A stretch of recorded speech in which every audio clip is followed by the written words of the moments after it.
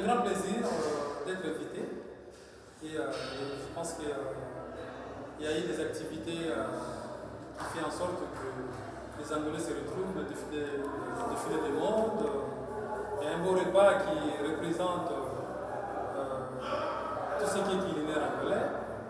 Mais la date du 11 novembre ne peut pas se reposer qu'à des défilés des mondes ou à l'alimentation. C'est un devoir historique et de mémoire pour jouir de cette indépendance qui est la liberté du peuple angolais. C'est une liberté que nous avons pu gagner par divers combats, des sacrifices, ainsi que des négociations entre les hommes pour aboutir à cette indépendance. Il y a des personnes avec lesquelles qui sont restées dans la mémoire, les leaders charismatiques de certains partis, mais nous, représentants de l'Angola de la diaspora, nous, jeunes par rapport à nos anciens, nous avons le devoir de perpétrer cette paix ici de l'indépendance.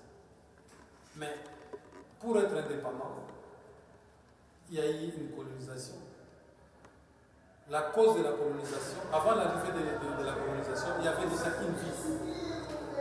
Donc, certaines personnes ont fait des mauvais choix pour arriver à ce système-là et nous ne pouvons pas nous laisser manipuler pour l'avenir. Nous avons un grand devoir d'être toujours prudents par rapport aux engagements et les choix que nous sommes en train de faire pour notre pays.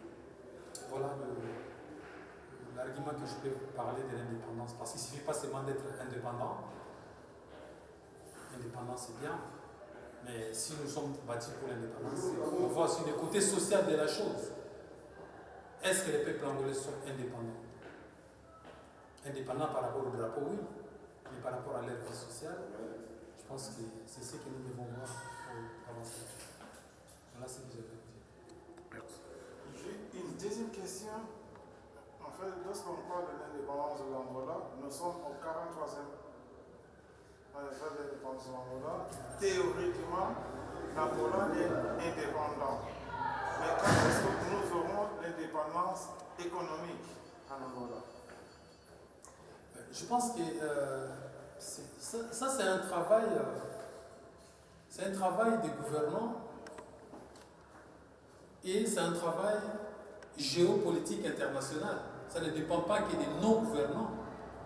Ça dépend aussi de la géopolitique internationale par rapport à la position de notre pays. Pour acquérir l'indépendance économique, c'est un travail de tous. Nous tous, peuples, partout où nous sommes. Si nous célébrons cette fête, nous devons penser comment est-ce que nous pouvons apporter notre pierre à l'indépendance de ce pays pour avoir l'indépendance économique. L'indépendance économique doit être aussi dans la matière grise qui figure dans nos têtes, dans notre façon de penser, notre façon de voir les choses. Après, il y a des côtés financiers qui touchent ce qui est macroéconomique. Ça, c'est encore autre chose. Mais ce qui est important pour nous, économiquement, en fait, pour ma conviction personnelle, ce n'est que mon engagement, c'est le côté microéconomique pour les petits peuples, de voir comment est-ce qu'ils peuvent vivre économiquement. Parce que nous sommes des passages sur terre. On ne restera pas éternel.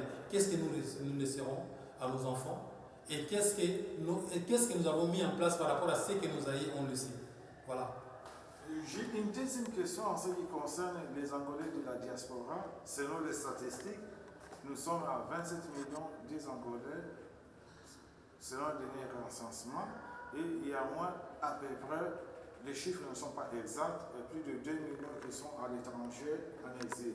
Et ici, en France, on recense dans le consulat angolais entre 19 000 à 21 000 Angolais enregistrés au sein du consulat.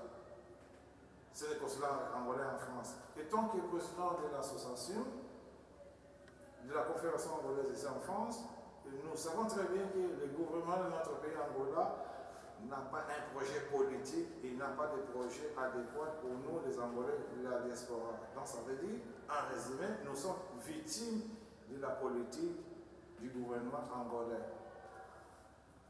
Est-ce que ce ne serait pas question d'envisager une autonomie de la diaspora?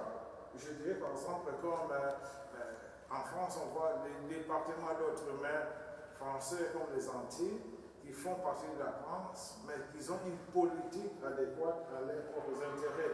Nous, les Angolais de la diaspora, je peux donner un exemple, pour avoir un passeport, il faut une attente de 6 mois, 12 mois, 3 ans pour avoir un passeport angolais. Donc, nous sommes Angolais sans être Angolais. Nous n'avons pas le droit de vote aux élections angolaises, mais nous continuons à être victimes de la politique qui est mise en place par le gouvernement angolais. Qu'est-ce que vous avez à dire? C'est des réformes qui sont en cours.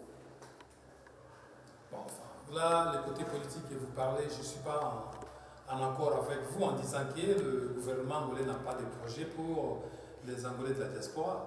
Je pense qu'aucun gouvernement au monde ne peut ignorer sa diaspora. Donc, toutes les personnes qui dirigent l'Angola, en grande majorité, ce sont des élites qui ont été à l'extérieur du pays. Enfin, une grande partie.